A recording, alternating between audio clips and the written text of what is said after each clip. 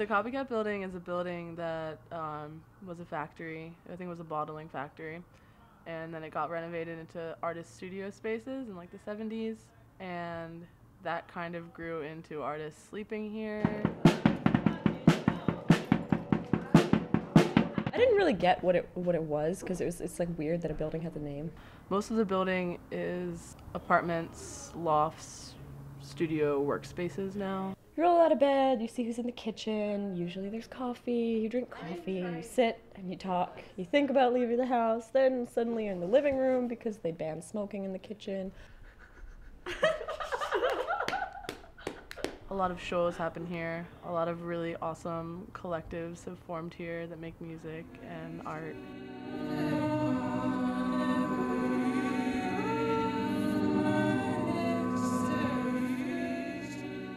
And then it has that air. It has the air of being a space where it's not just a living space.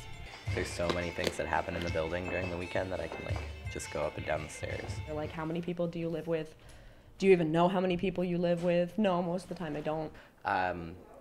12. A lot of people can be in this space and not just live here, but also just like, you know, we can have parties. This is one of the most advantageous spaces I've ever lived in. It's a really, really cute little place, and lots of fun things happen here, and I really enjoy living here.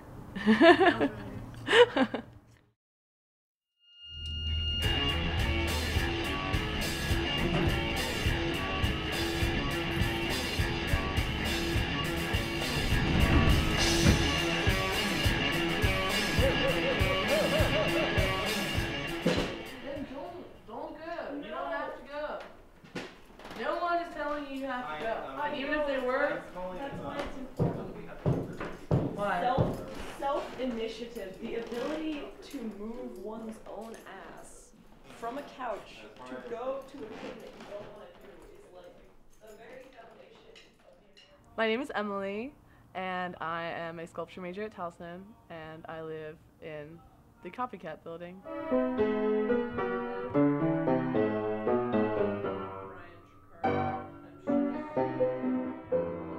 My name is Sarah Danger. That is a lie. My name is Monica Bradley, and I live in the Copycat. My name's Shay Gonzalez, and I'm a pretty princess.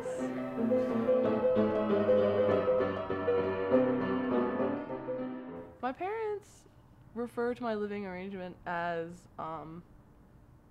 that I live in a fire hazard squat. So I think that they're generally worried that I'm going to die in a fire most days.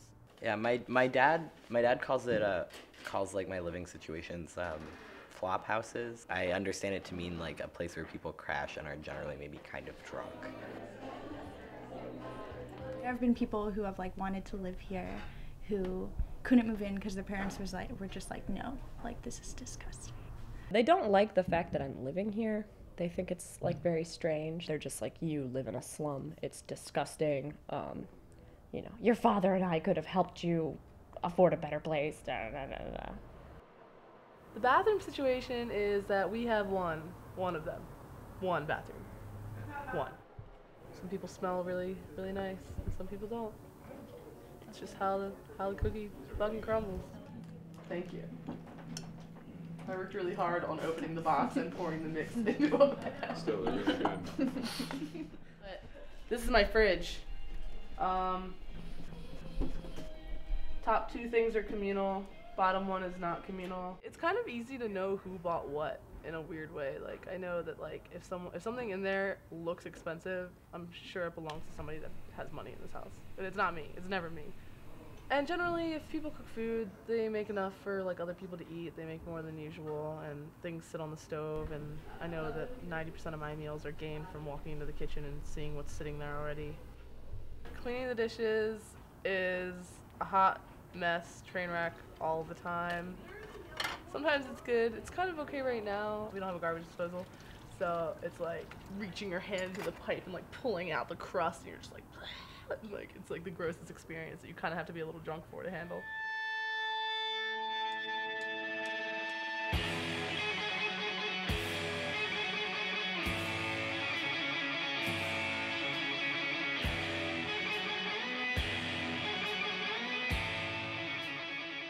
It was like really soon after I moved in here before I learned like the law of the land of where to park. It's like $100 to get my window replaced. I don't have $100. I'm not gonna get my window replaced. There's no backyard, you know? There's no park around here because it's all developed. And there's like a few, but they're like not cool. It's not necessarily a healthy building to live in. I mean, there's lead everywhere. There's cockroaches everywhere.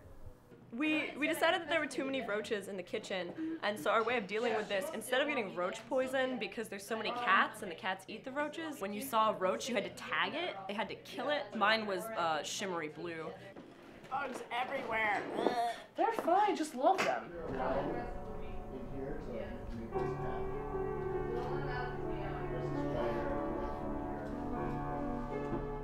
I always lived with many more people than were my direct family, and I think maybe because of that I have always needed to live with a lot of people. I can't imagine ever being alone. It's really helpful to live with a lot of people when you're dealing with like emotional problems. What's healthy for me is like having people around who are like good people. There's always someone in the house to like say like, what the fuck, I'm freaking out, or to like ask for help. Everyone's just like really aware of what's going on and like what's okay and what's not okay. It's a lot of space, and it's also like a lot of resources. There's shit in the back behind the stage, like just like tools. Probably a lot of them are from Micah, but like just like a bunch of shit that like you can use, and like people to talk to about your art or like work with. I feel like I'm gaining a lot of like skills from living here, like learning how to like build something or make this other thing or make food. It's like the first clothing purchase I've had in like 9 months. Wow. So my social life is really nice and contained, which I mean I guess is good and bad because I feel like I'm picking up traits of like agoraphobia to some extent. I don't have to leave my building to go to a dance party.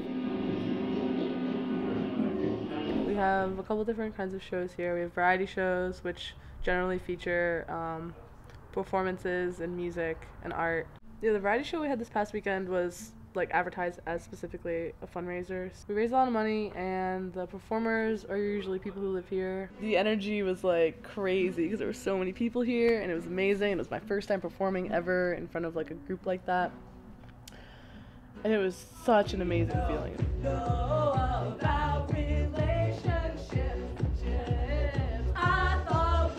My roommates, I think, are the most influential things that I have encountered because they're all beautiful, lovely individuals. It's really just a building of apartments, and like it more matters like what apartment you're in than anything else. In this article that was just written about us by What Weekly, I was really super pleased because they said, you know, that they really felt like we were merging art and life, which is like totally my aim. But you know, everybody's all connected.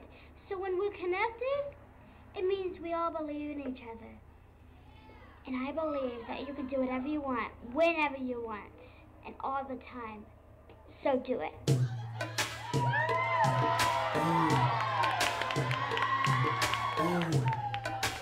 Teach me how to play it.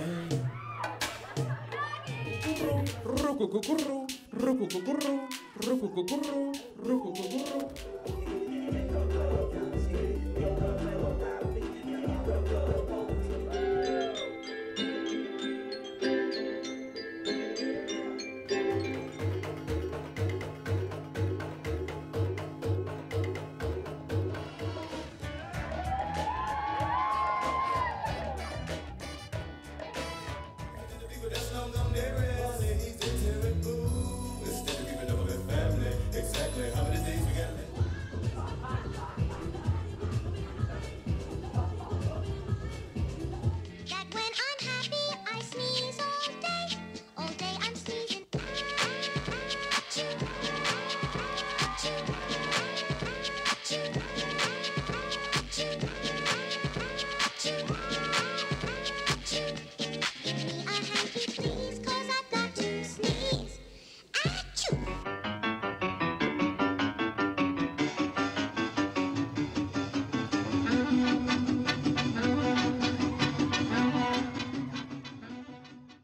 when a film crew comes in to film a movie about you, documentary style, because your life is so interesting, you'll find it difficult to focus on the interview because your goddamn roommate is scooting around in a wheelchair pushing a shopping cart full of all of their worldly belongings.